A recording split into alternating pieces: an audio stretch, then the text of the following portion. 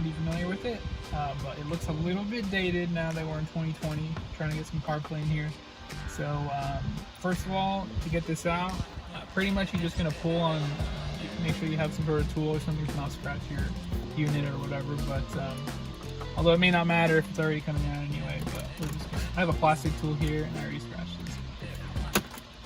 Pretty much you just want to pull. There we go. It should pop out and you can just pull out from there, just like that. And you're going to want to unplug from the rear. Okay, so I figured it out here.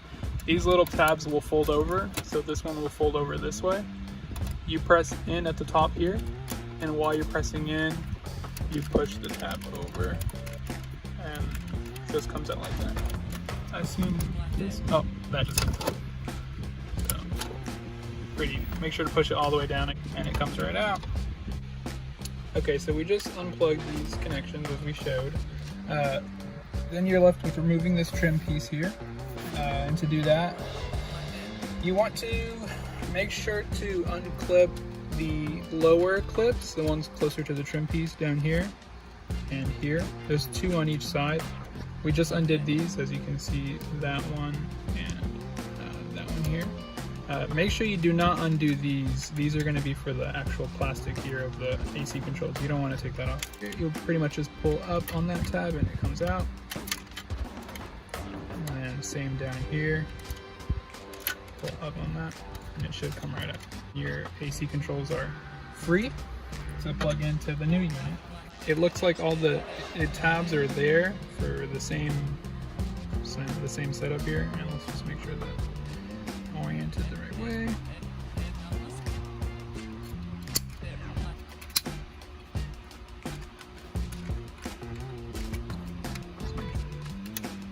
The little tab in the center is not wanting to go in, so we're just going to push up a little bit. There we go. So now that's sat in there properly, the rest should clip right in. So there we have it, plugged right into the original factory spots. Make sure that little center tab doesn't get stuck. You just push it down a little bit, make sure it gets settled in there. I believe if you have the little, when you pull the original trim piece out, these little metal tabs should be in the holes that keep in that lower portion. I believe these are going to have to come out so that the new tabs or they're square tabs instead of the pins that the original has, like that. Instead of the pins, they use just the plastic pieces there. So this plastic one will fit when it doesn't have that little metal tab. So we're going to pull this one out and pull this out. So it should just come right out. And now that should make space for these two tabs to go right in. But before we do that, let's get this radio out because it's going to start getting annoying. We're going to use a regular Phillips screwdriver. There's one screw there, one screw down here, and then this unit should come out. Probably going to have to remove this trim piece first though. So you're just going to pull up carefully. I'm just trying to be really careful here. So, there we go. So now there should be space for this radio to come out. Let's just unscrew these.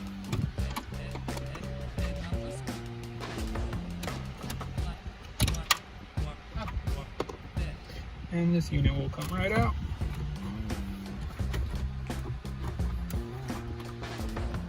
Then on the back, you're gonna have similar clips to the AC controls, except you just push on them from the top back and it'll unclip.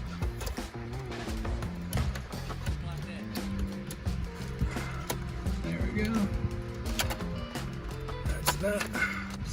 Oh, no, it's just a little plastic trim piece. And these plugs, just press in that little tab there, I guess. And just like that. So there you have it. That's the back of our stock radio. When you take this out, before you put it in, you have this sticker here. Remove these before installation. These are to keep the internals in place through shipping and stuff, but if you don't take these out, you're not going to be able to put a CD in here. It's not going to want to go in. So just make sure you take these out before you do your install. go to where, but first I went ahead and pre-wired the USB. This is the USB cable that came with it. It comes with 2 USBs, and I routed them out into the back here, and it comes out all the way down under here at this back corner. This was the only place I could get to access into the glove box. So as you can see here, the wires actually come out deep back here in this back corner and run behind this glove box strut thing that it's got, and they route just around here, there. And then the other one routes the same place, comes out of the bottom, but you can actually just tuck it underneath here and it comes out to here. Also, these other connections, I believe this is all going to be if you have aftermarket, I guess, speakers and stuff, if you want to hook up all the inputs. I don't have anything aftermarket in here, so I don't believe that you will need this, but it is there in case you do. And then back over here we have also, this is the reverse camera input, the ground reverse out video. Also, we don't have a reverse camera, so we're not going to be using that. The factory head unit I have came with 2. I believe these are the antenna inputs. I believe the one that we're going to be using is this pink one. We will see if it works. If it doesn't, then it might be this other one. So that will plug into the antenna cable that came with the unit. I went ahead and plugged it in already here. I went ahead and plugged in the large harness that adapts to the original harness. This little speaker, I guess you can just mount this anywhere. I'm gonna try to find somewhere to put it. I'm not sure what the speaker is for, but maybe just for some, I don't know, some tones or push button, I don't know. These are gonna be probably it says aux in left and aux in right. So you're gonna need the your standard aux cable, but you're gonna need to purchase the aux cable that has the two female red and white connectors to plug into here in order to have an aux connection somewhere. I'm not gonna bother with that. I have CarPlay, so if I want to play music, I'm gonna use it through CarPlay. But yeah, that's about it. So we're gonna go ahead and plug this in, mount this somewhere, and it's just gonna be plug and play to the original adapter here. Okay, so we have the block the view here. This is the main harness. Again, the CAN bus speaker, I went ahead and I unplugged it, and then I ran the wire, same place I wired the USB connection. I ran it through there, and I went ahead and put the speaker in the glove box. Honestly, I don't know where it needs to be mounted, but I'm just putting it here for now. If it's a good spot, it has this double stick tape, or I guess you could just mount it up on top. Like I said, I don't know what is actually going to be coming out of the speaker, so I'll leave it there for now. I also went ahead and plugged the antenna into the pink connector. If it works, then great. If not, we'll plug it into the black one. Of course, this is the USBs that we pre-wired. It's a 10-pin connector. There's only one 10-pin connector here in this bottom corner, so that's where we're going to go ahead and plug in. Main plug, so we'll just line up the connectors. That needs to be back. Plug it in, make sure it's seated, and then pull the pin down, just like that. Plugged in.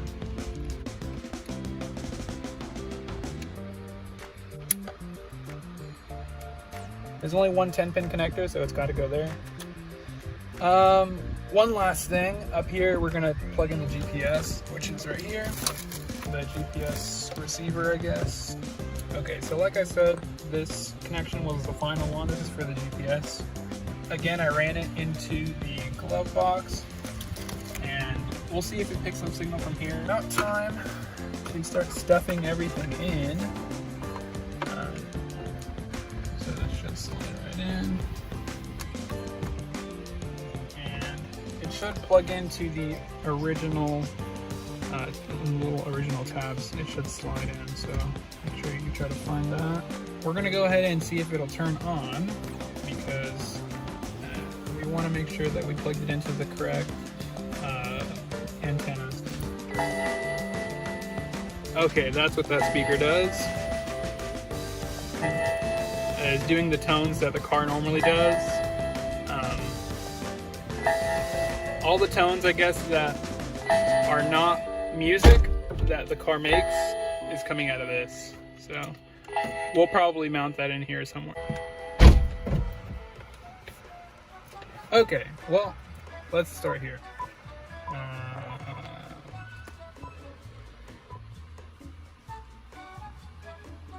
Let's see if it picks up some sort of signal. It might not. Okay, so yeah, we're gonna switch from the pink antenna to the black antenna. Maybe we'll pick up our radio that way. Okay, so now we're plugged into the black antenna. Hopefully that is the correct one. It is an Android unit as well, so it can do whatever Android tablets can do, I suppose. There we go. So yeah, we have signal now. So use that black antenna. Pink one is the wrong one there. Alright, so we're not going to play this music right now because YouTube doesn't like that. Sure. Navigation, let's see if that works. Not sure what brand that is, but looks like we got something here. Sure, we're happy. No thanks. This looks very similar to the Google interface. Let's see if it can find us. Yep, sure can. Alright, we ain't gonna zoom in where exactly we are, but you get the idea. We're here in Dallas, Texas, DFW area. And of course, I'm sure this works, but personally, we're probably just gonna use CarPlay. Okay, so really quick, I went ahead and moved the USB and the CarPlay dongle in the glove box along with everything else. And I wired the lightning cable around the back the same way I had the USB and down here, so it'll just be easy access. CarPlay. So that automatically fire it up. Unlock your phone.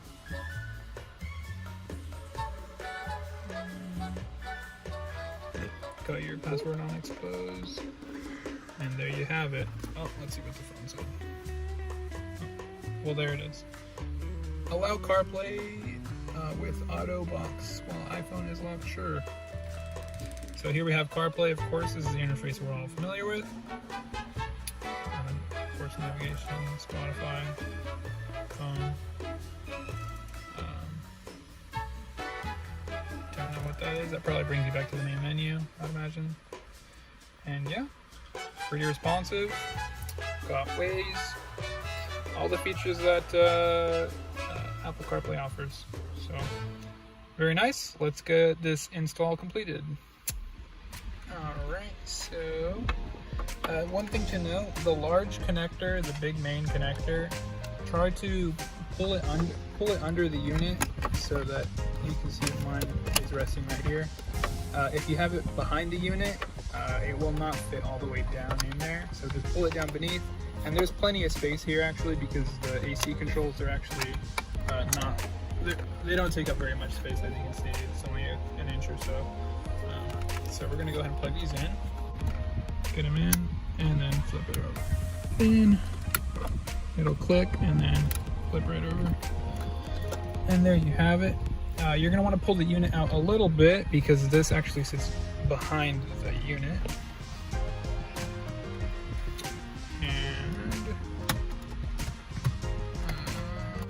Alright folks, so here's the situation that we've encountered.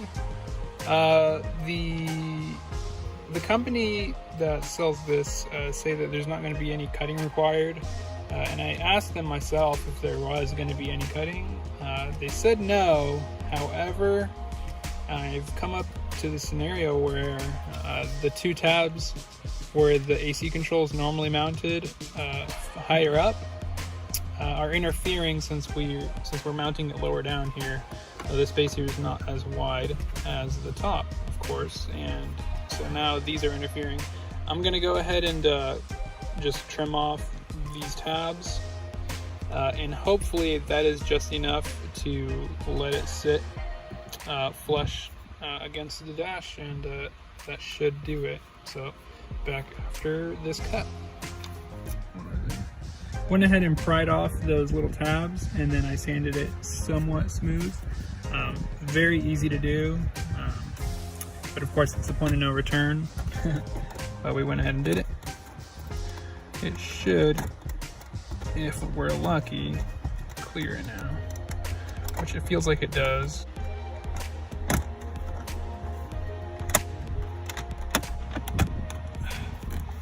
There we go, that looks pretty flush to me. Push it all in. Does need a little fiddling, but there, I just felt it clip in. Yeah, that did it. And now let's take a look at the side here. It's sitting almost perfectly flush. I'd say perfect, honestly. That's just shadow. There's really no gap. There's literally no gap. I don't even think you could fit a piece of paper in there. The fitment's pretty dang good. What's up there? And again, it looks like factory, so that's kind of what that peel was. And let's get this trim piece back on. I hope I wasn't supposed to put the trim on before the radio. I don't think so.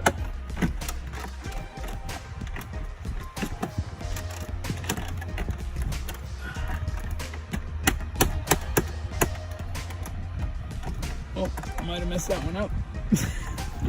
Looks like a job well done. So let's just one more time verify that everything's working. I'll go ahead and peel this off. I suppose we could have left it on there, but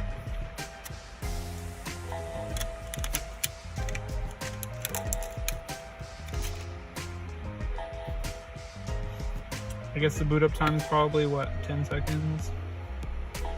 10, 15? Let's close these doors.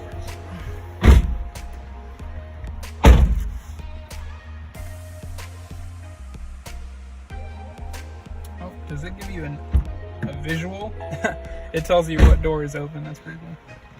So from here, of course. Now you can always have pep.